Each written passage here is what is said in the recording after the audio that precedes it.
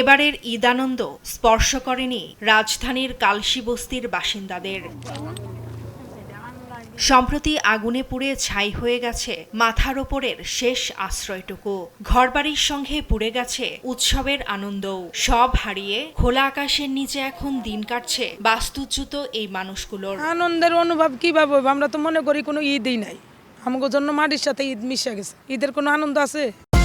নিন মজাদার গোলমার্ক পপ, কুড়মুড়ে বাইটে ফুরফুরে লাইফ। আনন্দরা কিভাবে করাম, আর যদি ওই দিনও না হতো তো আমরা আনন্দরা করতাম বলে। তো আপনার ভিতরে কষ্ট, দুঃখ, কান্দি।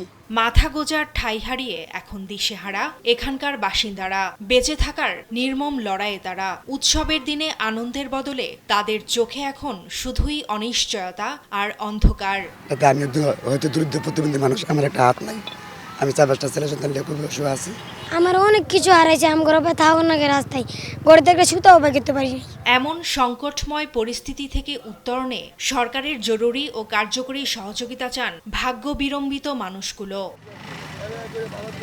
ফারজানা আফরোজ টুম্পা, নিউজ ডেস্ক, দেশ টিভি।